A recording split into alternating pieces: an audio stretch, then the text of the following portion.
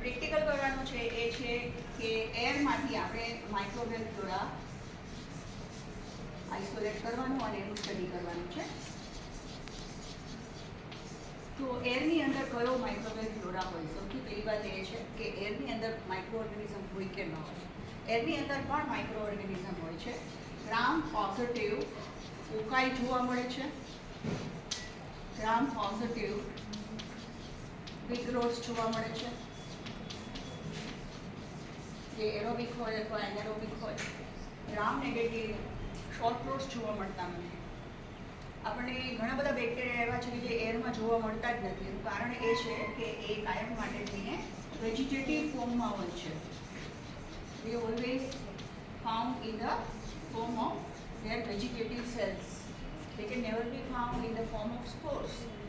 જો એ સ્પોર બનાવે તો એ સ્પોર છે એ વજનમાં હળવા હોય અને એ લિફ્ટ અપ થઈને હવામાં તરે તો એ હવામાં આપણને જોવા મળે.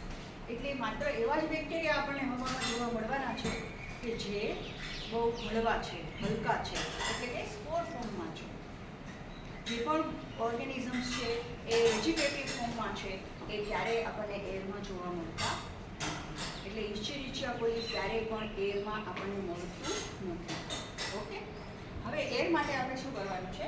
ઘણી વખતે આપણે એર સેમ્પલર વાપરીએ છીએ, પણ અત્યારે આપણે એર સેમ્પલરની વાત નહીં કરીએ, પણ આપણે એરને કેવી રીતે લેશું, આપણે કેવી રીતે એર કલેક્ટ કરવાની છે એ જોઈએ. તો સૌથી પહેલાં આપણે એના આકારની એક પ્લેટ લઈએ છીએ. ઓકે, અને પછી એને આપણે બહુ જ ઓછી વાર માટે, ઓકે, માત્ર 1 જ મિનિટ માટે એનું ઢાંકણું આપણે ખુલ્લું રાખીએ છીએ. જે પણ એરમાં જઈને આપણે સેમ્પલ લેવું હોય ત્યાં, ધારો કે કેન્ટીનમાંથી સેમ્પલ લેવું હોય તો કેન્ટીનમાં જઈને આપણે 1 મિનિટ એનું ઢાંકણું ખુલ્લું રાખવાનું છે. જો આપણે ગાર્ડનમાંથી લેવું હોય તો ગાર્ડનની જે એર છે ત્યાં જઈને આપણે આને લીડ થોડી વાર માટે ખુલ્લું રાખવાનું છે. આપણી લેબના ડિસ્કાર્ડ રૂમમાં જવું હોય તો ત્યાં આપણે 1 મિનિટ માટે આ લીડને ખુલ્લું રાખીને આપણે એરને સેમ્પલ કરી રાખીએ. એરમાં જે પણ ઓર્ગેનિઝમ્સ હશે બાળકો, એ બધા આ પ્લેટ ખુલ્લી રાખેલી હશે એટલે પ્લેટની સરફેસ ઉપર આવીને ઓરિએન્ટ થવાના છે. બધા સરફેસ ઉપર ગોઠવાઈ જશે અને એક ઓર્ગેનિઝમ છે બીજે દિવસે આપણને એક આખી કોલોની બનાવીને આપશે. ઓકે, તો આ રીતે આપણે એરને લેવાની હોય છે. બરાબર, અહીંયા આપણે સ્ટ્રીકિંગ કરતા નથી કેમ કે એરને લઈને આપણે સ્ટ્રીક ન કરી શકીએ. બરાબર છે, એ ઇમેજિનરી કોન્સેપ્ટ છે જે આપણે પ્રેક્ટિકલી કરી શકાતો. એટલા માટે અહીંયા આપણે એર જે છે એ અલગ અલગ જગ્યાએ જઈને કલેક્ટ કરવાની છે. આ રીતે આપણા એનાગાર પ્લેટને થોડી વાર ખુલ્લી રાખીને. ઓકે, તો આ રીતે આપણે એરનું સેમ્પલિંગ કરી લઈએ. પછી આપણે આ એરનું સેમ્પલિંગ કર્યા પછી આપણે એને ઇન્ક્યુબેટ કરીએ અને પછી આપણે એમાં જે કોલોનીઝ આપણને મળે છે એ કોલોનીને આપણે સ્ટડી કરવાની છે. જે રીતે આપણે સોઇલ સેમ્પલના બધા માઇક્રોફ્લોરા સ્ટડી કર્યા, જે રીતે આપણે વોટર સેમ્પલના માઇક્રોવેવ ફ્લોરા સ્ટડી કર્યા, એ જ રીતે આપણે એરના માઇક્રોવેવ ફ્લોરા સ્ટડી કરવાના છે. અહીંયા પણ આપણને રેડ આઇસોલેટેડ કોલોની મળશે છૂટી છૂટી.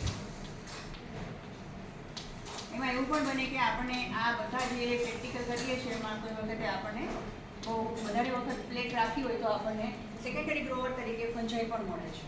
ઓકે, કેમ કે તમને ખબર છે કે બેક્ટેરિયા ગ્રો થાય એટલે શું કરે? એ શુગરને યુટિલાઇઝ કરે. બરાબર, અથવા તો જે પણ ન્યુટ્રિયન્ટ છે એને યુટિલાઇઝ કરે છે. યુટિલાઇઝ કરીને શું કરે છે? એસિડ પ્રોડ્યુસ કરે છે. એનું જે એન્ડ પ્રોડક્ટ છે એ કેવી છે? એસિડ છે. કેમ કે દે આર સેલ્યુલોલિટિક ઇન નેચર. એટલે એસિડ બનાવે એટલે આ મીડિયા જે છે એ થોડું કેવું થશે? એસિડિક થશે. થોડું એસિડિક થશે એટલે ફંગલ કલ્ચર્સ આવીને એમાં પડેલા જશે એટલે ગ્રો થવા માંડશે. બરાબર, અત્યારે આની પીએચ કેટલી હશે? 7 હશે. બરાબર, તો આ રીતે આપણે એર ફ્લોરાને પણ સ્ટડી કરવાનો છે અને એને પણ આપણે માઇક્રોસ્કોપી એની કરવાની છે, કલ્ચરલ કેરેક્ટરિસ્ટિક્સ લખવાની છે, પછી ફાઇન્ડ આઉટ કરવાનું છે કે કયા કયા બેક્ટેરિયા આપણને આમાં જોવા મળ્યા. એ બધા મોટા ભાગે સ્પોર ફોર્મર્સ